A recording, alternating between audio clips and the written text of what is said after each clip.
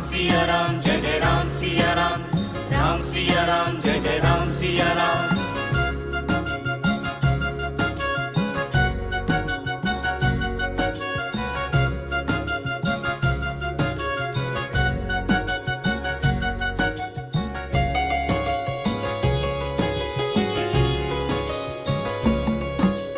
सारे प्राणी एक बिंदु के अलग अलग बस नाम, जीवन के पथ में ना जाने कौन आ जाएगा, जीवन के पथ में ना जाने कौन आ जाएगा।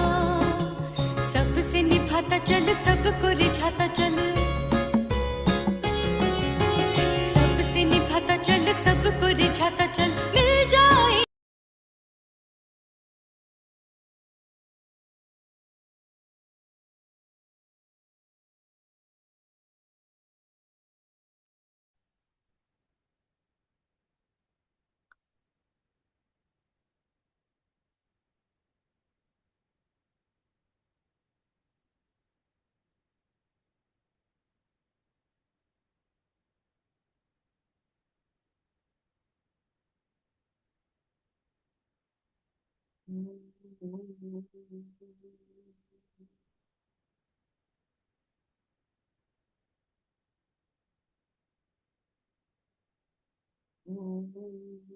सहनां भवतु सहनौ भुनक्तु सह वीर्यं करवावहै तेजस्विनावधीतमस्तु मा विद्विषावहै।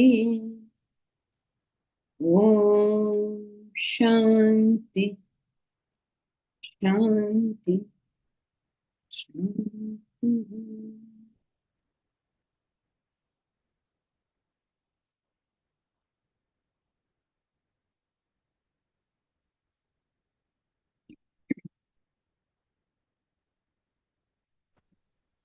So we are currently in the second chapter.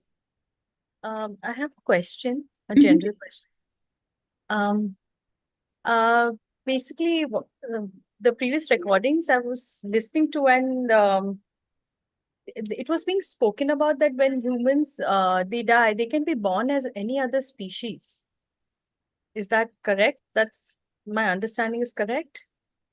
Yes, theoretically, yes. That you will be born according to your desires, right? So if you have those type of desires, that's what you get born. So theoretically, the answer to that question is yes. But practically, it's a bit difficult. Just think about it, right? If you like, you create like really like carnivorous desires. Okay. So then you could be born as a carnivore. I mean, carnivorous means like you enjoy killing and eating, you love to kill, you love to eat. It's not just that you're a meat eater, in a restaurant, you go and eat meat, not like that, but like really, like somebody, who used to kill, what is that, Nithari or somebody like that. I don't know what happened there, but just they used to kill people, children, whatever, and then eat them. You create desires like that, some really horrible desires. Then yeah, you will be born as a creature that does these things, and you must realize that we say really horrible desires as if it's a horrible thing that they want that, but that's a human construct, right? That it's horrible, it's good, all this is all. It is appalling to us. But there are creatures in the animal kingdom who do that. Like a lion will kill the cubs of the lioness that he wishes to mate with. So for them, it's not horrible, it's just their normal life, right? So if a human being creates like these kind of desires, then his body will become such that enables him to fulfill these desires. In the human embodiment, it's difficult to fulfill those desires, right? If you do start doing all this, killing somebody's children and eating them up, human beings will catch hold of you and put you in the jail and, hang you or whatever they do. So nature lets you release that by giving you that particular embodiment. So theoretically, yes, that's what will happen. But practically, it becomes a bit tough because even if you have these horrible stuff, not horrible, let's not use words for it. Even if you have these kind of desires of killing children or I don't know what, something like that, whatever is allowed in the animal kingdom but is not allowed in the human kingdom. If you have those kind of desires, theoretically you can be born that animal, but it's difficult because as a human being, you have also wanted to go to a restaurant and eat food. You may also want to wear clothes. You may also want to wear shoes. You may want to straighten your hair or curl it up, whatever. You have other desires which are human desires. You want to study mathematics, you want to read a book, you want to know what's in the news. You have other human desires. So it'd be quite difficult to actually recede to animal embodiment. So though theoretically it's possible, of course, practically a bit difficult. Like suppose you want to you want to run very fast and not have anybody catch you and be running in the wild, so you become a horse. Chalo, you become a horse, but you also want to have shoes. So how many shoes can a poor horse get? Like 4 shoes that horse will get, right? So that's it. So theoretically yes, practically very difficult.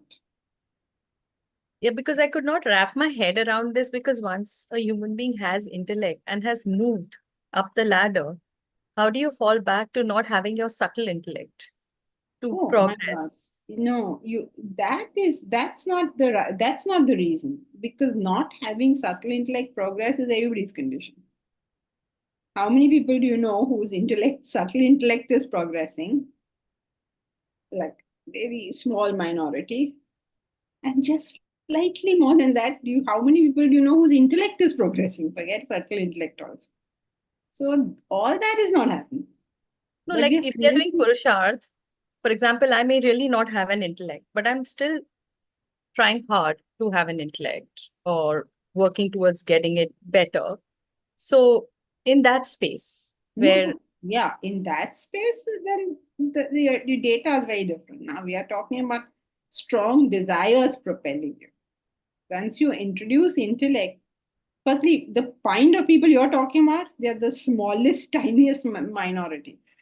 They don't exist. They don't exist means like in the city of Mumbai, if you just take, okay, how many? There are 20 million people here. How many people are trying to build their intellect? If we find like 20 people here, it'd be amazing. And I'm including people who come to classes. It's not like we're talking about people who are, minus those in class. No, including those in class. How many people who come to class want to build their intellect? It's quite a sad state of affairs, frankly.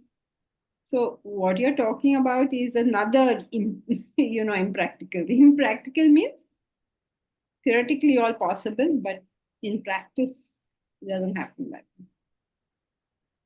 so it is very difficult to, once you have a human body, to get into a different species is probably only theoretically possible, unless the Only case is theoretically. ridiculously. I mean, like, a person have to do something, have only animalistic desires and no human desire. Right, Strong enough for an embodiment. right, right, So that's a bit tough. right. Not because he has noble desire, just human desire. Go to Just the human mall. desires. Yeah, like I'm going to go to the mall, like that. Right. All right. Thank you, Janki. Yes, Deepraj? Yeah, so we are made up of like the individuality, Sanchita Vasanas, right? But each Janma, the amount of Sanchita Vasana that get manifest is very small, maybe 1 or 2%, maybe, right? Yeah, small, yeah. Then why is the assumption maybe the animal bird, like only very few, maybe 0.1% Sanjita Vasana gets, just because he has the desire for the shoes and clothes and all that doesn't mean that they need to get manifested. Maybe they're there in the thing. Normally, you listen very carefully, Deepraj, but this time I think your question was in the head. We covered this point straw. Of course, not in detail, but if you remember, you go back and listen to the recording, then you'll see it was covered. Okay. Strong enough for manifestation. That means your human vasanas, whatever you had, you wanted to go to the mall, you wanted to dress up, you wanted to shave, Hmm. or you wanted to have a bath, whatever, you wanted Hmm. to go and travel, whatever. No human desire is strong enough for manifestation in the next life. It's very difficult to make that assumption. But just because they came into manifestation once, so like, No, that how does the human birth take place? If you're going with the theory, okay, hmm, that a certain part will become your prarabdha vasanas. hmm, Not human birth, any birth. A certain part will become your prarabdha vasanas, hmm, which you will have to exhaust through experience. hmm, Another part, you have some kind of choice over, hmm, some kind of choice. Even animals, look, kuch na kuch, they may have hmm, a little bit. hmm. Very little, but like little differences there are in Yeah, animals. yeah. Hmm, Human beings, a lot of choice. So now, to get an animal birth for a human being, his strongest desires, which will become his prarabdha vasanas, hmm, will have to be all those animal ones, yes. right? Now, no part of his strong desires, top level or second level, is a human desire. How, how are you conceiving this? He's a human, right? Now he's a human. Yeah. That means he has enough strong desires to make him a human, Mm-hmm. right? Now, all of these go into unmanifest. The whole lot, everything. Mm-hmm. And only animal, difficult. Okay, okay. So the thing is that the strongest desires will find they are more likely to manifest, and because the strongest desires are human desires, the possibility Yeah. No, we are the not saying the strongest desires are human. We are saying there are no strong desires in him of humanity, of human desires. It's difficult, no? We're not making a statement. We're just saying the difficulty of not having any strong human desires. You're a human now. So yes, some strong human desires you have, right? I mean, not you, yes, but like yes, really somebody who is very, very yes, basic. yes, yes, yes. कुछ ना कुछ तो होगा ही ना. Yeah, yeah. So, so Mhm. that's what I'm saying. Theoretically possible, practically, Yeah. oh No, no. so that I'm trying to understand the cause and effect. So if he has a strong human desire, then that has like a very high probability of manifesting, or that has full probability. I mean, there's No, it we will can't say manifest. that. We can't make all Hmm. those statements. Okay, okay. They're cause and effect relationships, right? So Hmm. you have to have strong enough desires to get that particular embodiment. Hmm. Now we are saying, how come in no type of human desire that he currently Hmm. has, is it strong enough for the next embodiment? Sounds tough. See, if you are a sparrow, Hmm. right, you come down with sparrow prarabdha vasanas. Hmm. Down, no. You are born with, it sounds like we are up somewhere. We're not up somewhere. You have got sparrow prarabdha. Sparrow prarabdha gets over. Okay, you're Yeah. dead. Now, Hmm. what have you got? You can have anything because this Hmm. is totally over. Hmm. Now, anything is possible. Now, you've come as a human. Now, you got a birth as a human. Now, Hmm. in your birth of a human, you have just cultivated all the baser and Hmm. baser and baser desires. You've done this. But it is so difficult to conceive that nothing along with it was human. Let's take those guys who went around killing those children and eating them up. Still, they wanted to live in a house. Still, they wanted to, not have bad reputation. Still, they wanted to hide their crimes, right? No animal hides, Yeah. so shame is there, Yeah. no? Yes, yes. Otherwise, do it in the open. Yeah. So you want reputation, you have shame, all this is there. Like a tiger will kill the cub. You can be staring at him while he's doing it, but he'll do it. So Yeah. how come nothing is left of human? And if you say something is there, then that will Yes. prohibit the birth as an animal. But he can just like whatever his strong desire is, maybe he has a very animalistic desire, like that can manifest into the birth as a lion or whatever. And once that gets exhausted, his other human vasanas will be the next birth. Why Yes, is that that not? is a theoretical possibility. We're not denying theoretical, but just think No, about it as practical. Tough, you so can tough. try. Because it's not one desire, right? It's Okay. your embodiment is caused by a whole bunch of desires, Yes, yes, and yes. they're all strong. Yeah. Okay, I will think about this. Okay. Thank you. Don't think too much, please. These are all theoretical possibilities. So don't spend too much time on it. But Janki ji, then how does the animal kingdom or the plant kingdom move to? They don't have anything, any equipment to basically go up the ladder. Oh, they have a far better equipment than we have. Think about it. What happens in a animal manifestation? What happens? He's doing his Whatever duty it is. as per whatever he's doing, yes, as per his And then intrinsic. what is the consequence of him living that animal's life? Animal, bird, plant, whatever it is. What's the consequence of it?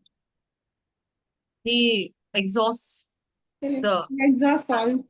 Now, as a Ah, human being, what are we doing? We are adding.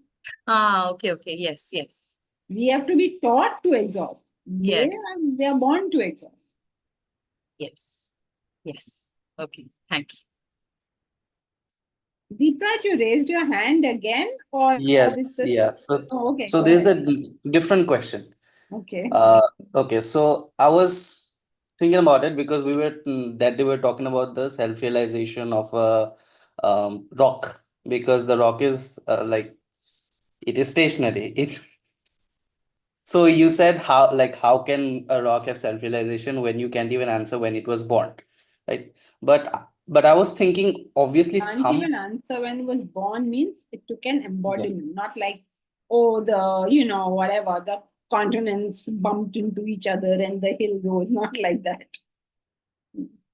So from that I was thinking, because everything is made out, the essential stuff is Brahman only. Then what is that rock exactly? Like how is Brahman in that rock? In what form? So can I think of it as just Annamaya Kosha and inside it is Brahman? But that doesn't make sense, because the presence of the Annamaya Kosha implies the presence of all the other koshas. So I was kind of stuck there. Only in the living being. What is the difference in an inert object? In simple words, your question is, what is the difference between an inert object and a living being? An inert Yes. objects, a living being is body, mind, and intellect supported by the self. So, what is an inert object? Body plus self. That's it. Okay, so there is a possibility of that just being body in inert objects. Okay, okay. Why not? Why would you erase that possibility? See, when you say the body comes from your mind and intellect, what you mean is the actions and perceptions come from your thoughts. So now, if you have to act in a particular way, you will need those equipments to act in that way, no? Yeah, so that's how the body comes into manifestation for those thoughts to take action. To take action, and also you get the consequences. So if you love to eat, then you need to have a mouth and all that sort of thing, right? An inert object will not have a mouth. You have to have a mouth to eat, and you have to have the whole digestive process. You have to have all that stuff. Otherwise, how do you eat? And then having eaten, it will show on your body, depending on what type you eat. If you eat like, I don't know what, Arnold Schwarzenegger, then you become like Arnold Schwarzenegger. If you eat like, I don't know what, like Elsie does, then you become like Elsie. So each one will eat in his way and or her way. And that's so it acts and it has the result of that action.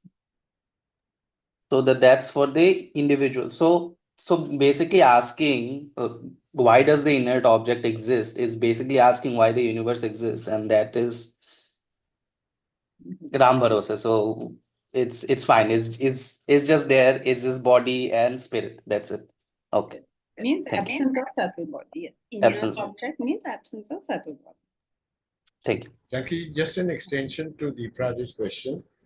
Uh, so there is no causal body in the case of an inert object, right? But even the word body that you use, it doesn't seem to be the body as we know it, as a gross body per se. So is body the right term to be using for an inert object, or can there be something else? We use the word gross body, but I mean, so far in Vedanta, that's what we have done. We could change the word because we feel body means something alive, but actually, a body can be dead as well. We use that terminology if you have a better terminology, or the other word is inert objects. So we say an inert object has got only, a body, a physical entity, whatever you want to call it, supported by Brahman. Basically, think of it like this, now that anything that you see in the mirage is water supported by the desert. Or if you see a tree supported by the desert. So the desert is common, and these differences exist in what you see.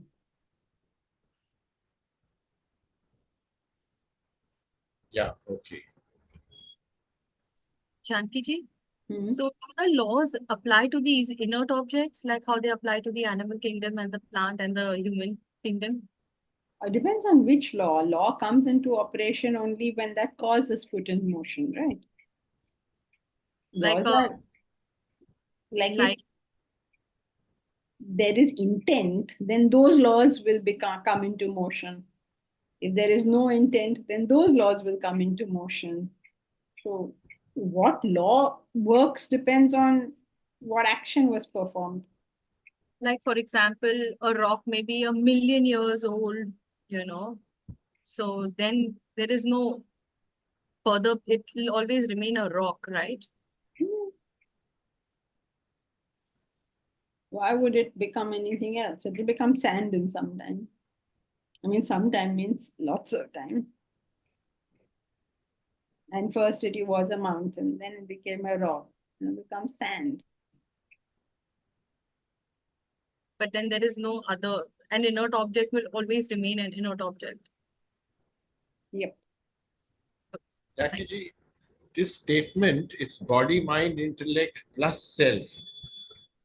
That in itself is a little bit confusing with the statement that matter and spirit, the union cannot take place. Also, that in Advaita Vedanta, it is nothing but the self. So, where is this question of X plus Y?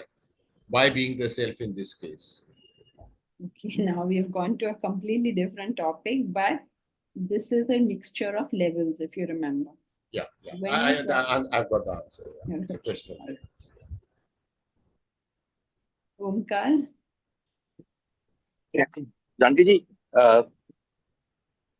can I assume that one tiger is no different from the other tiger as a combination of prarabdha vasanas? In the sense, so if that be true, then what explains the extinction of so many species? For example, the entire dinosaur clan and the dodo and everything. So gone, has disappeared. So is that a correct way to look at it? has to be, no?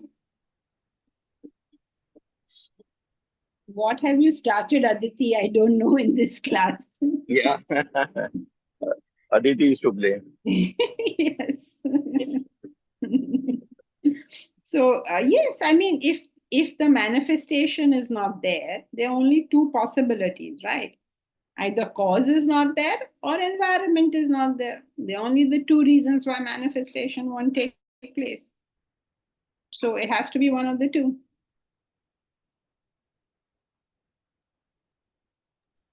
Yeah, okay. Thank you. Yeah, these are all theoretical possibilities.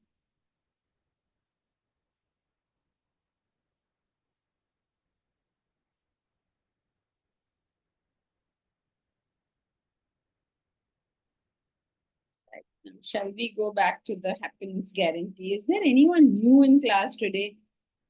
They will think we've just faked them very badly. We told them we're talking about a happiness guarantee or patani yellow. What are they talking about? Is there anyone new in class? Shushma, are you new? Vikas Shri Krishna, are you new? First time. I'm joining your class for the first time. Oh, is that so? Okay, Vikas, it's not always like this. Yes, I am new. Oh, you're all new. Okay, welcome to the class. This is what we're doing in the class. I mean, that's what we're supposed to be doing in the class. So, are you all okay? Deepraj, be not afraid will make them even more afraid कि पता नहीं क्या हो रहा है यहाँ पे. Okay, so are you all okay up to this point? Yeah. Shushma, Vikas, yeah, okay, all right. Yes, yes, yes. Yeah, okay. So are you all familiar with Vedanta or is this your first? Why don't you all switch your videos on? Is this your Now, first? first time I attended. So The first time? it's a new for me. I want to know about it. First Vedanta class ever? Yeah. Okay, you have my sympathies in that case. All right, we are going to now be studying about the happiness guarantee and why is it that we are not finding the happiness that we are supposed to find. By the rule of life, every one of us should be happy every moment. We should all live fulfilled and happy lives. Why should we not? Because there's a common truth, which is that everything in your life is happening according to your desires. Why would we not be happy? I got this embodiment because this is what I asked for. I got this environment because this is what I wanted. Everything is what I want. Then what on earth am I not happy about? Everything should be perfect. But the fact is, it's not perfect. So we are going to examine. Vikas, what about you? Is this your first attempt at Vedanta itself? Yeah, actually, but I have done some courses on Gita. Okay. Gita, not exactly first. So yeah, so that's similar. I mean, when we say Vedanta, the foundational textbooks of Vedanta are three: Upanishads, with Bhagavad Gita, and Bhagavatam, Srimad Bhagavatam, or Brahma Sutras. and Brahma Sutra. Thank God somebody in this class has answered that. I hope you all are all aware. Fundamentals of Vedanta, okay? Vedanta 101. What is Vedanta? What is Vedanta? Please, everybody. Huh? Vedanta, the knowledge of End the of knowledge. The end of knowledge. Yeah, okay, that's a interpretation, but what is Vedanta itself? Veda Anta. The Upanishads are found at the end of the Vedas. There are four Vedas. The last portion of the Vedas contain the Upanishads. Since they come at the end of the Vedas, they are known as Veda Anta Vedanta, end of the Vedas. There's the last portion, it's the smallest portion. It talks about life. It gives the philosophy of life, about living. What are these big questions? So today we studied something about life, in the sense all these big questions about life. Where am I coming? Why am I going? What is the purpose of my existence? All of that is life. And then what we actually do in this class is living. Like, how do I live my daily life? So this class is more about that. So that's what Vedanta is. Now, over the years, because we are a very, very ancient culture, what has happened is Vedanta over thousands and thousands of years. Now today means Vedanta, the Upanishads, Bhagavad Gita, and the Brahma Sutra. Brahma Sutra is really Upanishads only, but they are all put in that collected verses, let us say. So that's what Vedanta is. I hope everybody in this class is already familiar with it. So if you do Bhagavad Gita, Vikas, it means that you have studied Vedanta. Now, when you study these philosophies, there are multiple interpretations of these philosophies. You can do Advaita, Dvaita, Vishishta Advaita, all sorts of. Remember, we're a very old culture, and as a culture, we love arguing. So we have been arguing for thousands of years. And we've been arguing and arguing and arguing with each other so much that now we have a very distilled philosophy. Every single objection that can be made over the last 10,000 years has been made. And responses have been given. Okay? And we have encouraged it. In our culture, debate is a very big thing. I don't know if you all are familiar with this. And in our country, you can see they're all debating, except today they've lost the art of debate. Earlier, what used to happen is the debates were of a different level. Imagine Madana Gupta and Shankara. Imagine debating away. There's no like, you are so stupid. All that you don't say in a debate. You just talk to the point. Do not comment on the person who's given the point. All that you can't do. You have to talk on the point. And in the debate, you're not allowed to debate.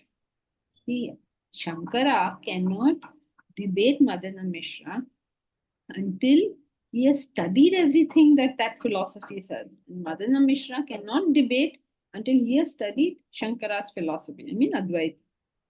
You have to be very good at both philosophies before you're allowed to debate.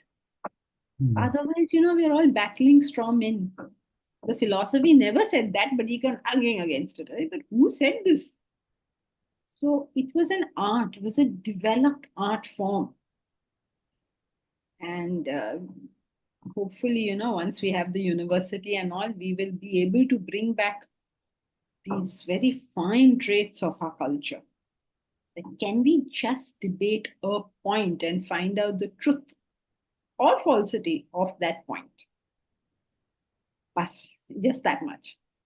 Now, whichever side you hold, I'm going to respect your point of view. And I'm going to debate you. That kind that you need the caliber of the individual, you need the caliber of the intellect. Bahut kaam hai abhi.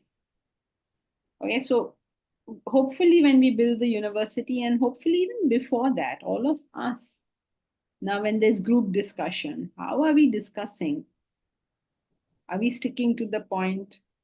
Are we engaging in the discussion, or we just say, oh yes, some stupid baatein kar rahe hain? Every step of the way, are we building our own character? Are we building our intellect?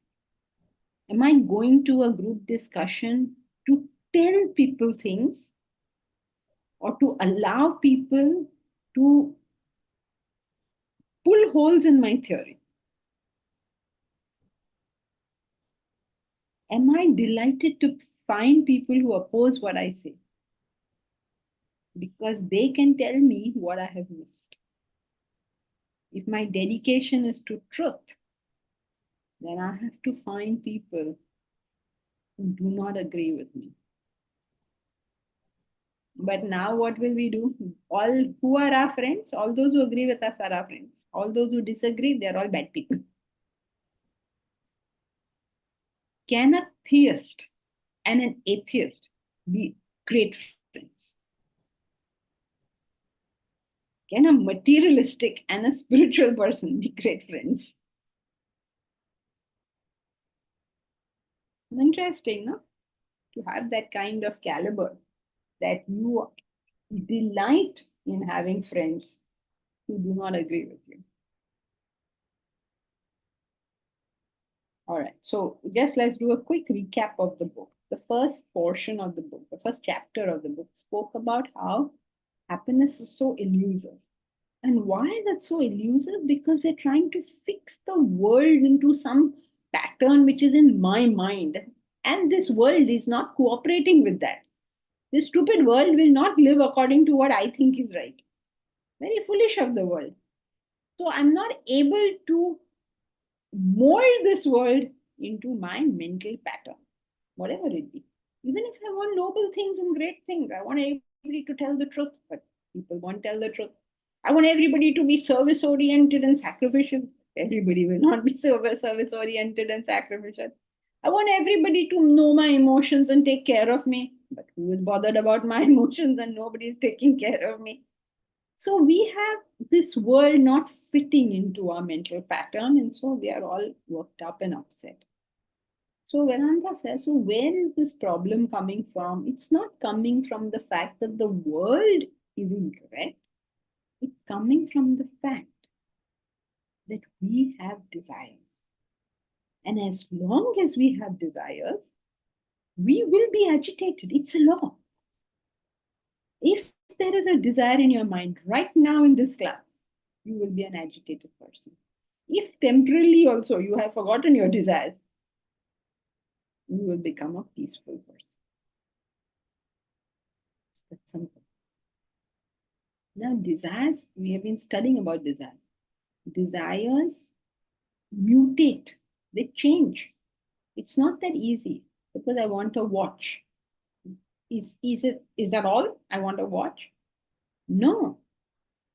I see somebody has a better watch, then I want that watch as well. So is that all? No. When I have the watch, I'm afraid you might take my watch away from me. All sorts of permutations and combinations start coming. Sometimes I have fear, sometimes I have greed, sometimes I get completely deluded. Many things start happening. So that one desire. Not only that, what else happens? They mingle. All our desires mingle. And that is another big killer. It's a huge killer. It's if you had one desire and it mutated and became all these things, chalo, yeah, you'll manage. But all the confusion of life is created because these desires, they interact with one another. So you suppose I want to watch. Is that all you want? No. You want a watch and you want other people to know you have that watch. You want a particular person to gift you that watch. It's all very complex. And all this complexity creates an almost impossible situation of the world fitting into that. Like, we did the example. A lady wants a diamond ring. Now, does she want only a diamond ring? No, that's not enough. Her husband must know that she wants a diamond ring and somehow put in a lot of effort and find the right diamond ring and bring it to her. Now, is that enough? No. Other people should know all this story. So much complication. One of them also doesn't work. And you're like, oh, now it's no good. And I have to get it now. If I get it 25 years later, it's too late now. I wanted it then. Now I don't want it. Arey Baba, mera sir tum log nahi khao. So it's complex. As long as you get how these desires all intermingle with each other and the kind of complexity that arises out of it. You buy a dress in the shop, what kind of complicated desires are playing over there? You just had to go to the dress. See a man, he goes to the shop, he says, I want a white shirt. He goes, picks up white shirt, goes home. Woman may not do that. She wants a dress. She wants the dress at a discount. She wants that dress to be of a particular color. No, it's not. I mean, it's not man and woman so much, but some people do things directly. Anything. And some people have a whole samsara around it. Right? So, how will we find the happiness that we are seeking?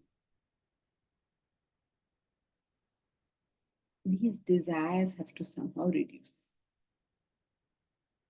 But now nobody can reduce a desire. It's an impossible thing. If a person has a desire, you can't tell him reduce your desire. He will tell you, you reduce your desire. Why are you telling me to reduce my desire? So you can't tell anyone reduce a desire. You can't tell yourself also. Suppose you want money. You can't say, I should not want money. Suppose you want it, that's it. You can't tell yourself, I don't want something which you want. That's just hypocrisy. So, what you do? You understand where are these, since you do various things, the first of which is you understand where are these desires being generated from. There's a whole fountain, right? Flowing out, gust of desires. Where is it being generated from? The Vedanta tells us desires and wisdom is inversely proportional. The more the wisdom, the fewer the desires. The more the desire, the less the wisdom, the more the desire. Simple, right? In theory, well, theoretically, at least understanding Vedanta is always simple. So, what is wisdom? Wisdom about what? Knowledge about what? Is knowledge of the self. So, as the knowledge of the self increases, the level of desires reduces. Knowledge of the self means don't say, oh, I know myself. I am Joyce. I am Deepak. I am Deepraj. I am Vikas. I am Shushma. Not like that is you know your name. Know yourself means know the Atman within. To say Atman within is not correct, but for our practical purposes, we can say that.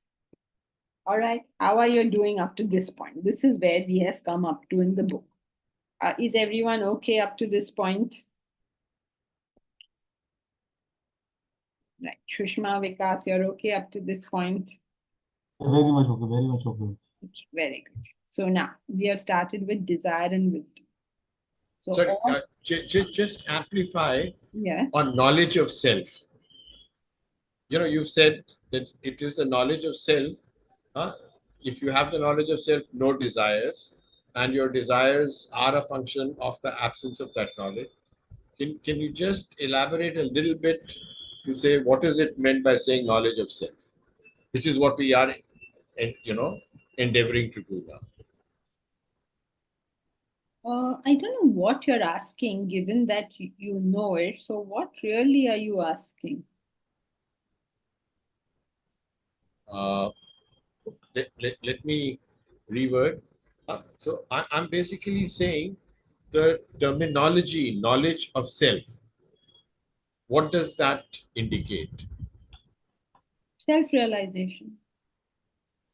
That's almost saying the same thing in a different way. So what is it you're asking is not clear. I mean, you do understand that self cannot be known, right? So it is anything I say has to, by definition, be incomprehensible because self is incomprehensible. So I could replace those words and say it is a knowledge of the ultimate truth, it is a knowledge of the ultimate reality, it is a knowledge of divinity. But we are still exactly where we were. So we can't understand it like that. We can't understand that ultimate stuff. That's why what we can do is reduce it. We can say, okay, chalo, wisdom. Let us say wisdom. So what is wisdom? It is the growth of certain characteristics. Okay? When your intellect works, your identification grows. But all that we will come to, of course. But as of now, what is knowledge of the self? Knowledge of truth, knowledge of reality, knowledge of divinity, self-realization, all of those.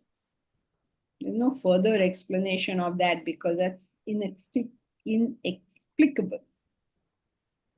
So it's like saying that it is the knowledge of X which will reduce X equal to self, truth, ultimate reality, wisdom, whatever.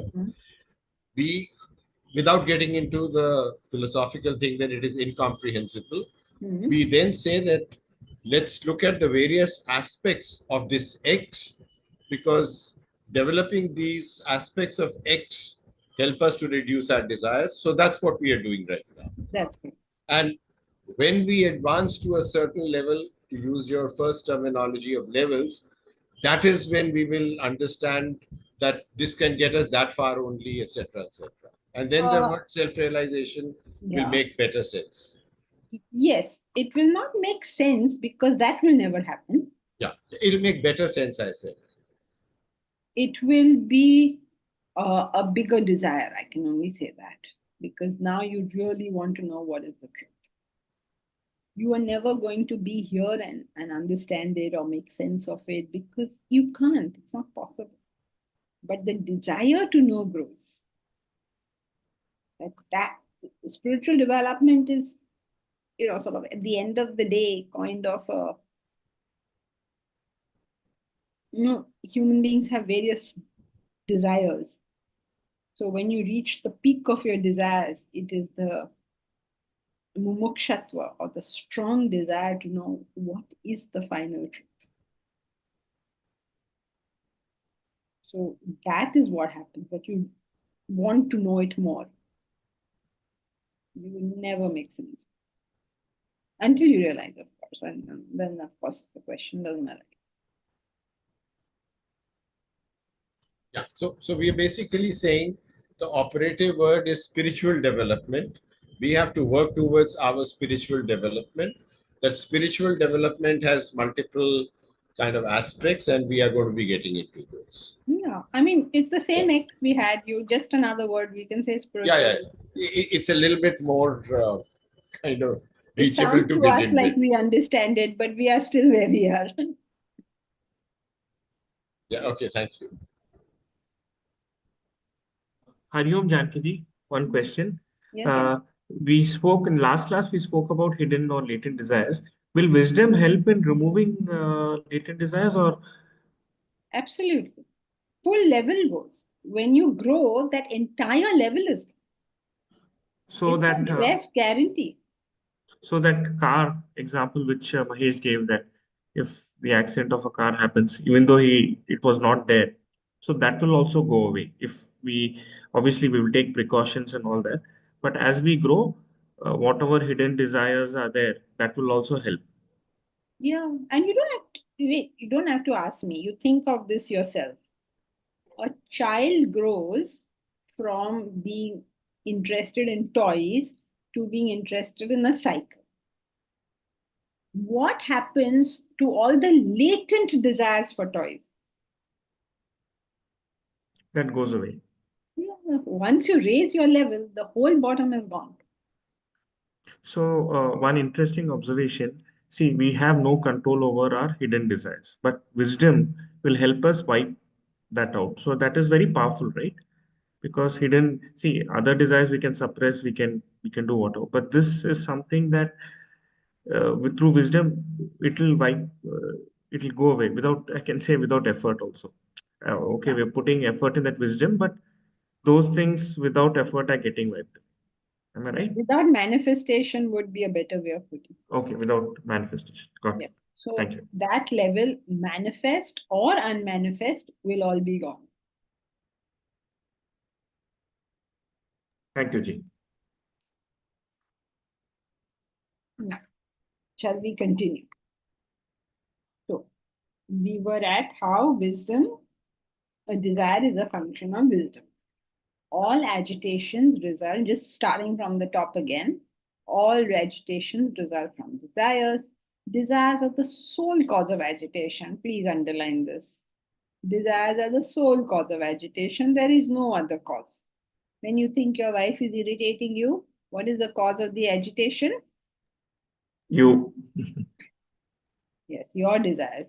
Marriage. Bharat, no, your desires. Oh God, these guys never get it. Bharat, not marriage. You can be perfectly happy with the marriage. So, where do your desire, what is the sole cause of agitation? Desires are the sole cause of agitation. There's a cause and effect relationship. You cannot change it. I cannot change it, much as we would all love to change this. The fact is, desires are the sole cause. But from where do desires arise? That's important for us to understand because we all want to tackle it, right? But understand what's the mechanism, then you can tackle it. Where do the desires arise? That's a typical engineering way of looking at it. Okay, so this problem is there. Where is it coming from? Because when we see the agitation, it's a symptom, right? You're seeing a leak in the tap. That leak is a symptom. Now you will find out why is it. So why is it? Because the what we call the visor is gone. Joyce, you won't know what a visor is. It's a very peculiar Indian term that only that the plumbers use. Why they use this term, nobody can tell. But apparently, our taps have something called a visor. For many years, I have struggled to understand what it means. Yes, Surekha, you're right. And sometime in my pursuit of knowledge, I have found out that this so-called visor is a washer. So when the washer is gone, the tap leaks. But from childhood, you only hear that there's this visor in the tap. God is very, very curious about what is this visor in the tap. Every time the plumber comes, he says, visor gaya, visor gaya. The visor is gone. So you have to replace visor. Very mysterious to me. So now I found out it's a washer. So what is the cause of the tap leaking? Is that the washer is as whatever, what do you call it, has disintegrated or whatever, right? So you have to know the symptom. What is the symptom over here? Leaking tap, leakage. No. In our personality, what is the symptom? Agitation. Agitation. Very good. What is the cause of that agitation? Desire. Desire, right? So desires are the sole cause of agitation. From where do desires arise? They crop up. Now I think, why did the visor wear away? They crop up because of the absence of wisdom from the ignorance of the self. Absence of wisdom, ignorance of the self are synonymous terms. Or well, absence of wisdom can be relative and ignorance of the self can be absolute. Wisdom and desires are inversely proportional.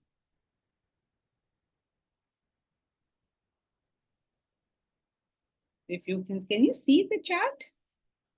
If you have the body, you have books, I suppose, so you can see it in the book. So if you look at it, when you have 20% desire, when you have 20% wisdom, you have 80% desire. When you have 40% wisdom, you have how much desire? 60%. Can't see. 60. 60. If you have 60% wisdom, how much will you have desire? 40. 40. Correct. Then if you have 80% wisdom, 20%. 20%. And if you have 100% wisdom, how many desires? No desire. Zero desires. Zero. So wisdom and desires are inversely proportional.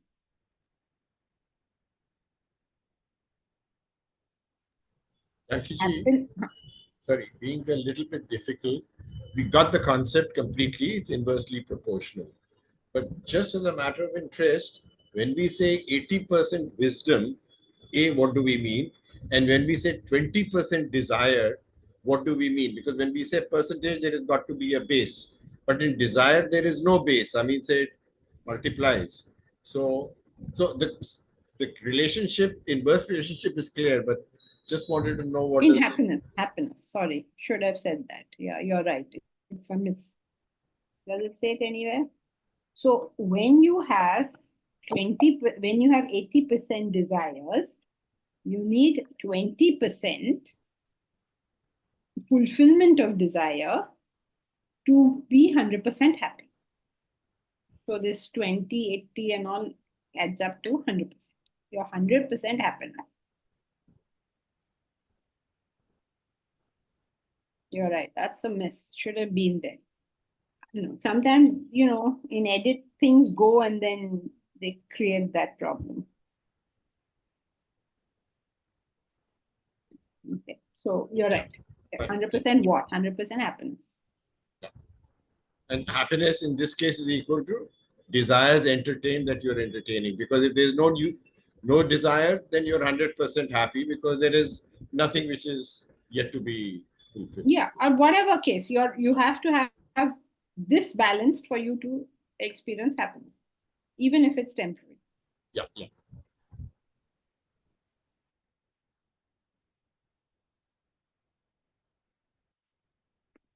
Ma'am, that 80-20 rule which you told, 20% are happy because you don't have desire. That means that is independent happiness, right? It's not 80-20 rule. No, I understood. I'm just giving an example. Mhm. You have 80% desires, so you're 20% happy. You're happy 20%. Wait. If you have 80% desires, you're 20% happy. Say it properly, otherwise it's confusing. Right. If your spiritual development is at 20%, you will require 80% from the world to be fully happy, to be Right. happy. Yes. So that 20% is independent happiness. That's correct. So all happiness is independent, right? As per. No, why? Why is all happiness independent? Then how can That this rule? 20% is independent and that 80% is dependent. Okay. Dependent, independent. Got it. Okay. So that is why you become unhappy now, that 80% is not being fulfilled. Okay, got it. So 80%, if some get fulfilled, then you'll be happy for that much amount, that As much long as percentage that of is increase. balanced, you're a happy person. Okay. But the thing is, when you have dependent happiness, we already studied that. Now, when you have dependent happiness, it's dependent upon the world, but the world is not static. So it changes, and then the trouble starts.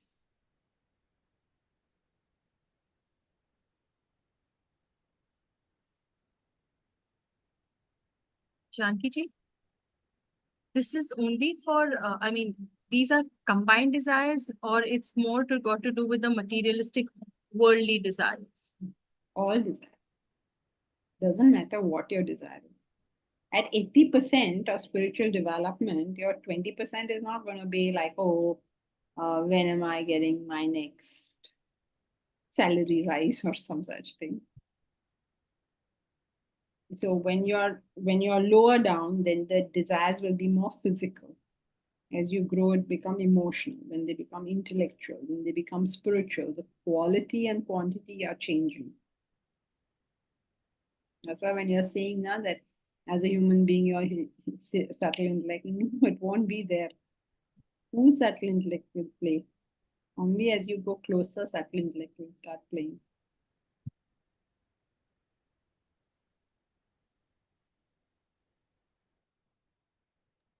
Sankiji, so for a developed person, the possibility of his desires being fulfilled are that much more, right? Because he has higher quality desires.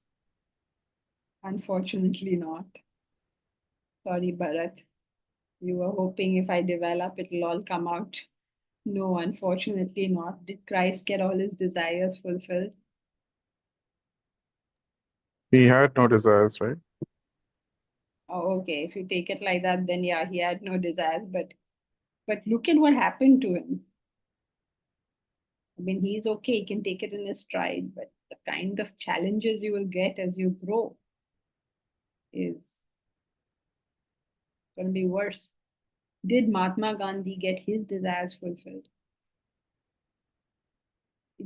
As you grow, it gets worse. I'm sorry to tell you. What happened to Joan of Arc? It's not like at any time it is easy for anyone. It's like, think of it like this. When you're in first standard, you will get a test of first standard. If you're in fifth standard, you will get fifth standard wala exam. In 10th standard, you get 10th standard wala exam. The ratio is staying the same. So you'll say, then what's the point of my growing?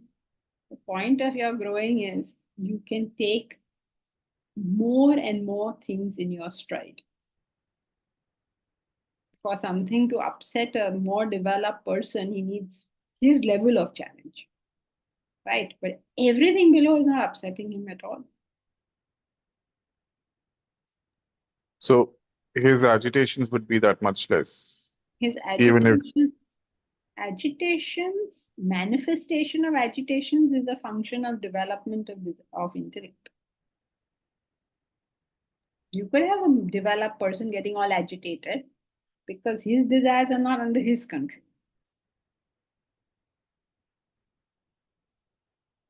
Remember, there are two factors always playing in agitation. One is what is the level of desire.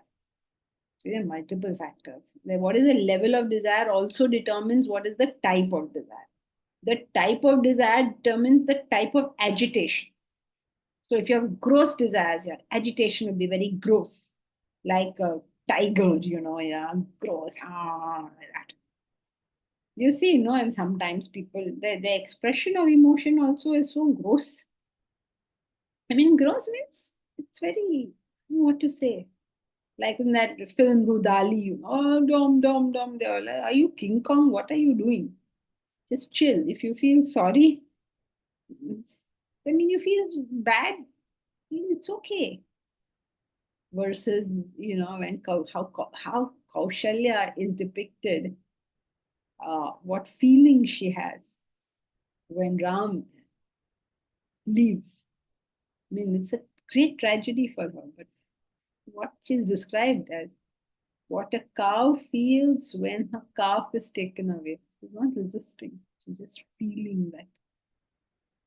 So there's different levels, right? So your level of desire determines your level of agitation and type of agitation. Gross people have gross agitations. Then the second thing that matters is what kind of intellect do you have? Because as a human being, you're getting that additional thing. You can use your intellect to direct and control your desires and thereby also reduce agitations at all levels. okay, thank you. I don't know, when you all say okay, finally just give up and say, acha, bhai, Ma'am, there sorry, anymore. just last, I know we are past time. So 99% spiritually developed and 1% agitated, that can still be a chaotic situation for that person, right? Like we saw. Chaotic from his perspective, like difficult for a 10 standard student and difficult for a first standard student. It's from that perspective, obviously. So that 99% will be taking that high level of challenges, right? Or not? 99% doesn't bother him at all. Only 1% can No, bother him if his that intellect is 1%, not inflamed.